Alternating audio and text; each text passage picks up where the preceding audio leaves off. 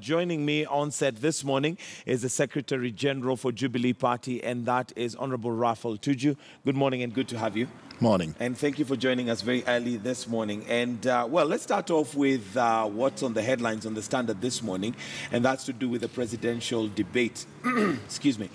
One that Kenyans had anticipated with bated breath to see what the president and, well, the president has lined up for Kenyans. Why pull out of the debate? Well, I think that it's good to be honest, and in this particular respect, the organizers and the media fraternity which was involved dropped the ball. In what sense? It's good to be honest. First of all, for example, I'm the Secretary General of the Jubilee Party. I've not talked to a single organizer as I'm talking to you now. None of them talked to me. None of them called me to explain anything. I saw it in the media that there's going to be a debate on the 10th, and then I started making inquiries as to who was engaged in this particular matter. Now, are you saying... I would like to be able to say, is there any of the organizers who has called me and explained anything to me on this particular matter? We have had Waruru communicate and say that they had indeed engaged with the campaign teams for all the aspirants, and they were in the know. They sent the letters, they sent out the invites. Are you saying that that is not true? I am the Secretary General of the Jubilee Party. Mr. Waruru is my friend. Please ask him if he's talked with me at all on this matter.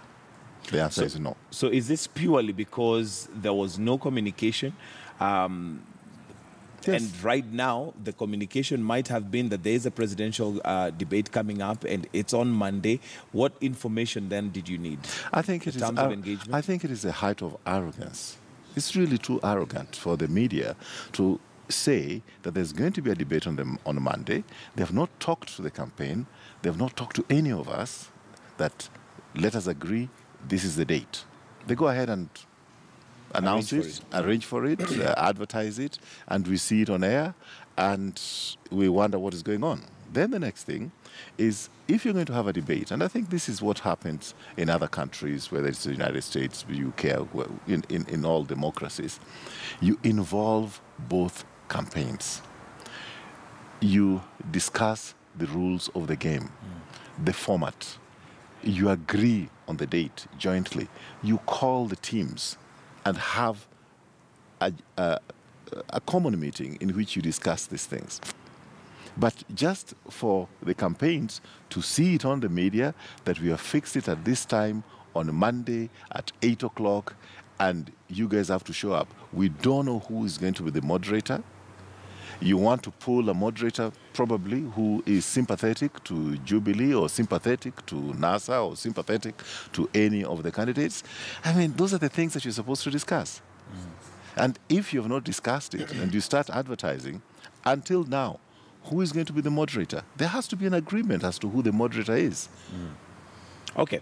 And then would that mean if that engagement is activated now, there is a possibility that we could have the presidential debate, even if not on Monday, because of time constraints? I think so. I think so. I mean, I think it's a good idea. And on the other hand, I want to compliment the organizers. I want to compliment them because we are a growing democracy, and it is important that all of us make a contribution towards this process of growing our democracy. So for the attempt, I appreciate that and I respect that. But I think they should have the intellectual honesty to accept that in this particular instance, we dropped the ball.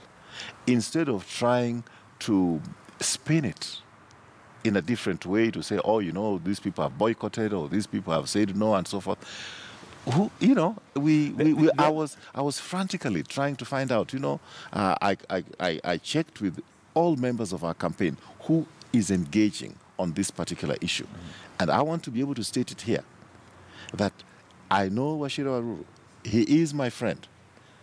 There's no time he called me. There's no time he engaged with me about this debate. And when I was being asked by the president's team as to what this is all about, I looked at them blankly. I said, I thought you knew. Okay. So is it you specifically that must be communicated with? No. It doesn't have to be me. But if I didn't have the communication, and they've not had the communication with the presidential team that actually ended up asking me, what do I know about it? Then it means that they dropped the ball somewhere as far as their communication was concerned. All right. On the other side of the coin, one might say politicians enjoy and want an opportunity to speak to the electorate. I mean, what would be so hard in articulating what plan Jubilee has and in specifically the president has for the country? And this is a grand opportunity to do that. Would there be anything to hide? I think it is true. But even for me to come here this morning, a call was made to me last night. I could have been out of town. A call was made to me. Let's just be civil about it. Let's just be honest about it. For me to arrive here this morning, I had to be called yesterday. I had to make the commitment that I'll be coming here. It meant that I knew I was coming to Standard. But you just don't say that I'm having this morning meeting, I'm having this morning broadcast, and therefore, Mr. Tuju, you should come. It's not fair. It's not fair. All right. Be as it may. And please, don't spin it. Don't spin it. Let's just honestly say that organizing this kind of thing is difficult. Maybe they don't have experience in organizing it. Maybe mistakes were made. Honestly accept that we have made a mistake as organizers, and how do we move from here? Rather than spinning it in the... And even after making that mistake, on air yesterday, they were saying, no, the debate is on, irrespective of what these people think. Okay. And that's simple arrogance. Let's accept. It is arrogance. Unfortunately, we don't have the organizers here to, tell us why or if indeed what you're saying is exactly as it is. Maybe I can just add one more thing. There has to be full disclosure. I saw the advert is the Debate Company Limited. Who are they? You have to explain who are you as the Debate Company Limited. Simple, basic. Because as a campaign, we want to know, are we being led down the garden path and then we're going to be trapped on air? You explain who you are. You explain who the moderator is going to be. You explain what are the topics you're going to discuss. You explain who is going to, what are the rules of engagement during that debate. Some of these things that we now, like, for example, that is 80 minutes with 8 candidates, it means each candidate is going to stand there for 90 minutes and only have 10 minutes to talk. Is it fair? Okay, now this announcement for the debate was made way back. Why pull out now when we only have a few days to go? I mean, you could have made this statement right at the beginning when it was initially announced. It's not the first time that we're seeing it in the papers. We've actually been counting down to the debate. I wouldn't even say pulling out is the right word. As by yesterday is when part of the campaign team asked me, are you in the picture, Rafael, about this? And I told them, I thought you guys in the picture. Do you have internal, maybe, communication issues? Because, I mean, to leave it this late, I would have expected that internally this should have been a question raised as soon as the issue of the debate came. I mean, we're talking about more than 2 months when we had all the organizers sit down and say, yes, this debate is coming up, and we're expecting the presidential candidates. For the Jubilee party and whoever else would pull out now feels a little... It's like it's not honest. It's not pulling out. We were not in. We were not in the first place. Not pulling out. It's not pulling out. We are not in the first place. And I think that you are a journalist. That's also my background. Our communication people, the people who are organizing it, they dropped the ball this time. Their eye was not on the ball. You involve both campaigns. You bring them for a meeting. You explain first of all, who you are as organizers. What is the team which is organizing it? What are the rules of the game? How is it going to be fair or unfair? The campaigns should be able to contribute as to how they think it should be done, how it can be improved. But you just don't fix a date and then put it on air and then expect all the candidates to fall on line and appear not knowing what this thing is all about and how it's going to be done and the format and all that stuff. Okay. And I think in this particular case, I think you have to, I think as media practitioners, you have to have the intellectual honesty to be able to say, where did we go wrong? Because surely this is one particular case where NASA and Jubilee are on the same side. Okay. For you to achieve that, you must have really messed it up, my friend. All right. Would the president be willing to participate in the debate with the other presidential candidates? We have quite a number, because one of the things that was being put across is the fact that they're not willing to participate with other candidates unless it's just the two of them. I've not talked to the president on this, so I would not be able to second guess what his... but I would imagine that you as part of his team and his communications team should have an idea of whether I've not discussed with him this particular, debate issue. The president is a very humble man and very respectful of the other candidates. So I don't think the issue is just about the other candidates. The issue, for me, the issue is, what is the format? Who is the moderator? What are the issues we'll be addressing in this particular case? What are the ground rules? What can be said? What cannot be said? You don't want to go into debate and you have some candidates allowed to make all kinds of accusations, use very foul language, be insightful, be disrespectful, and you go in.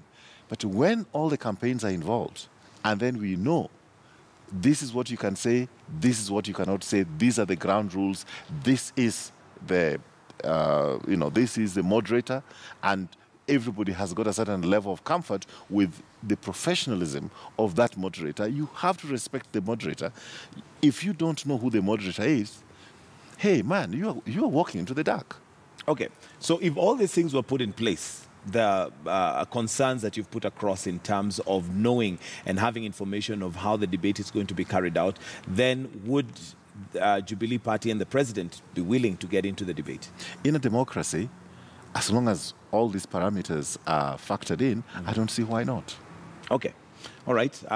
Hoping that the organizers are listening in and probably will engage you should it be different. Let's. They don't have to engage me personally, but they have to engage the campaign, and all of us have to. Yes, the well, according teams. to Aroro, he says he has, but you've said that you've not got any info. So if you engage somebody else, not here. Yeah, if you engage somebody else, I would love to know who it is he engaged. But I can tell you, I did not have an engagement. No formal communication, no letters. There was a letter that there was going to be a debate. They invited, I think, there was a letter of some invitation, which for the first time I saw yesterday. It was, in fact, very, very, what's the date with of the invitation letter? Let me tell you, in fact, it was so unprofessional because it was addressed to the Jubilee Party. It went to the registry. You have to address either the Secretary General or the Executive Director. Otherwise, we get thousands of letters. Thousands upon thousands of letters. It was just to the Jubilee Party. Okay, because then the question would be, why not reject it at that point in time, or say we're not willing to participate in the debate? It was received by some very junior person in the registry, and when I was looking at it yesterday, I was really amazed that is the level at which our organizers of a presidential debate were operating. They know us. They know our telephone numbers. I can state it in this particular breakfast meeting. I did not receive any phone call or any about this or any communication from the organizers. Okay. And I think the simple thing would have been, just give me a call. They know me. They know my telephone number. All these guys. Just give me a call and say, look, how do we engage on this? And call the other participants. Call the other parties, the NASA team, the independent candidates. Bring us together into a room and say, okay, fine, we are organizing this. Full disclosure, who you are.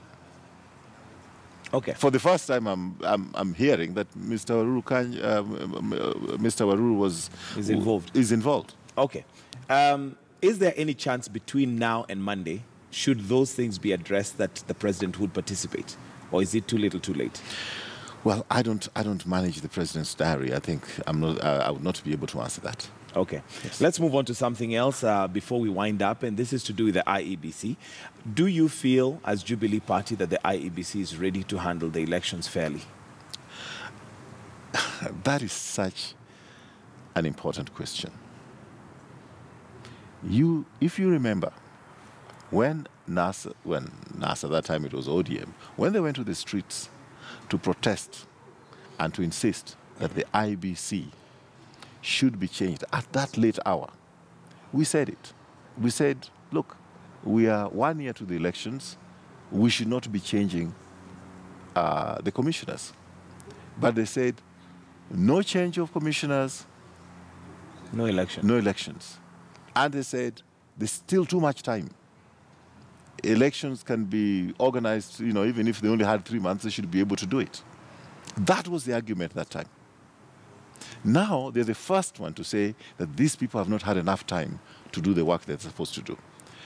In that intervening period, they have gone to court 14 times, 10 plus 4 times, on issues of transfers, of ballot printing, on issues of ballot printing, on issues of transfers of personnel, insisting that this returning officer should not be transferred from Kasarani to go to Madari.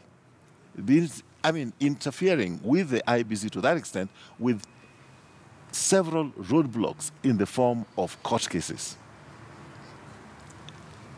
But now I don't know what they want. The question really, is, we don't understand. Leaving IEBC aside, the question is Jubilee confident that IEBC is ready to arbitrate fairly on the elections right now? Give and take, because at the end of the day, NASA does have a right, or whoever has a right as a Kenyan, to challenge should they feel they're not confident that IEBC is ready. They have a right to do that.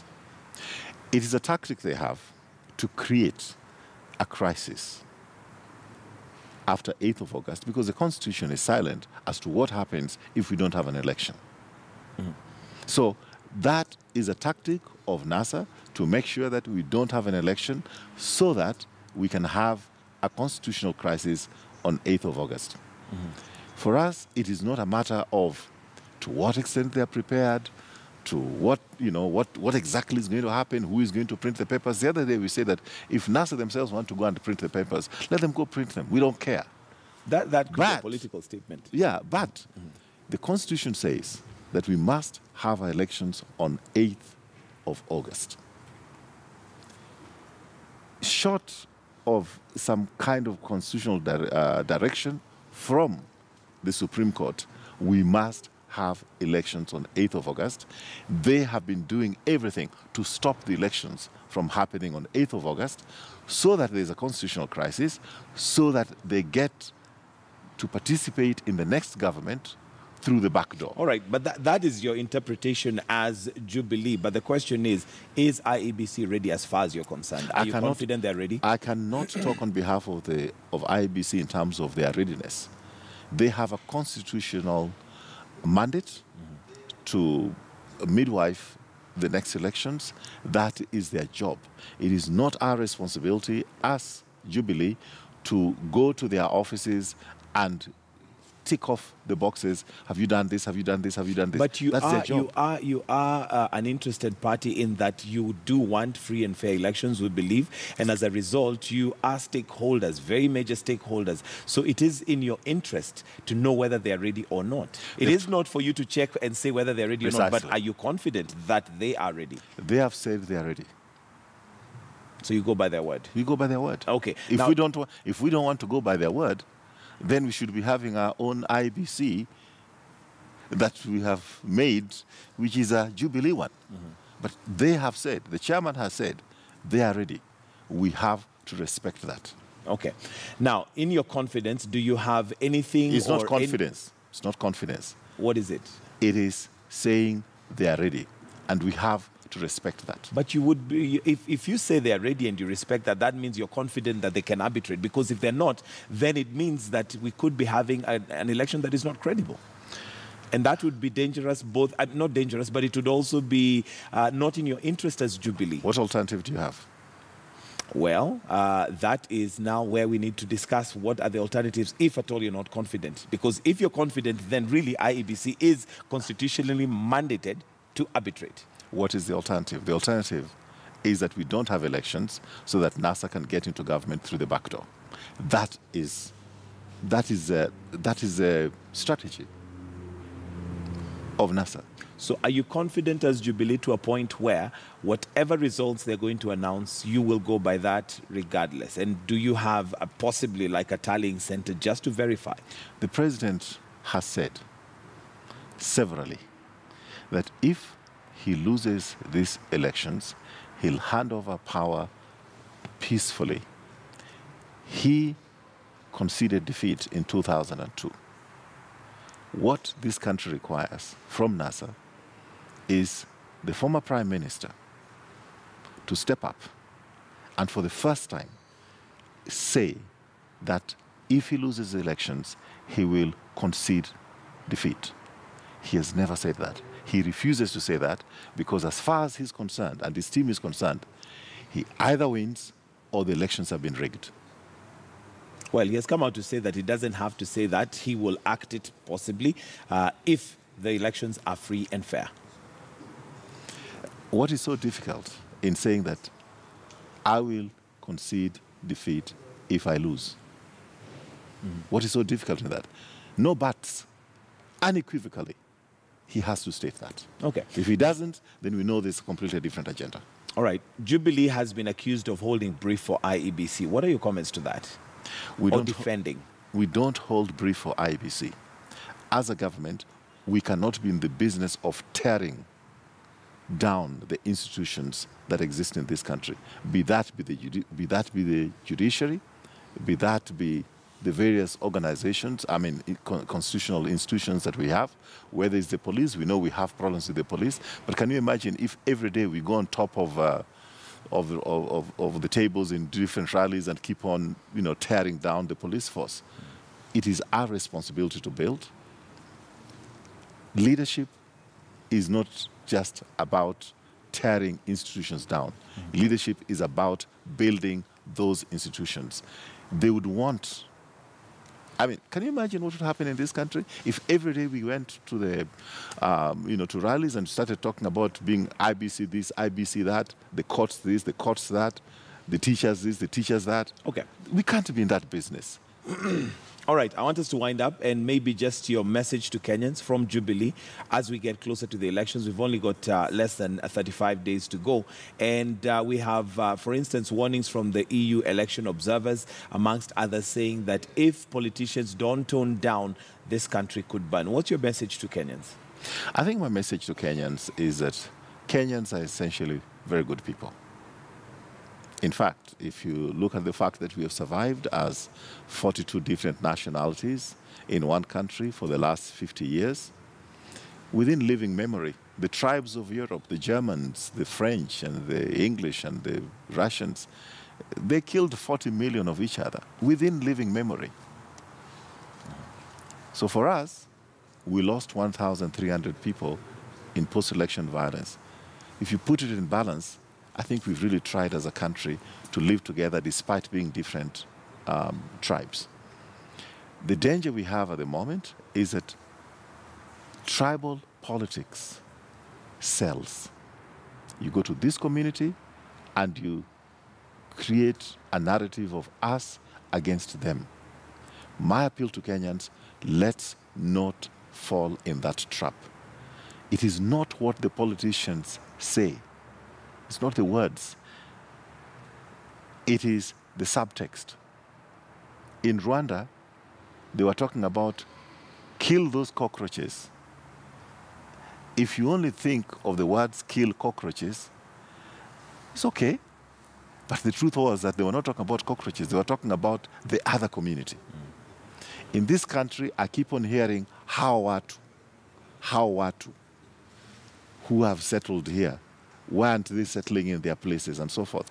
It is not the words. It is the subtext. Okay. And some people want to mobilize our politics on that ethnic ground to create animosity between one community and the other community. I'm especially appealing to young people. I congratulate our young people. They are marrying across the ethnic divides. They are living together. They are working together in various organizations. Their interest is just to have a decent life. All right. With jobs. We'll need to wind up We should concentrate on that. Okay, and I guess we'll also entrust you to speak to Jubilee leaders to use language that is peaceful and maybe to even make peace an agenda for campaign. We've hardly had, leaders talk about peace when they campaign, but we'll entrust you to do that. We'll try. Thank you very much. Honorable Rafael Tuju, Secretary General for Jubilee Party, right here on Morning Express. We're going to take a short break. When we come back, it's time for the State of the Nation. Do stay with us.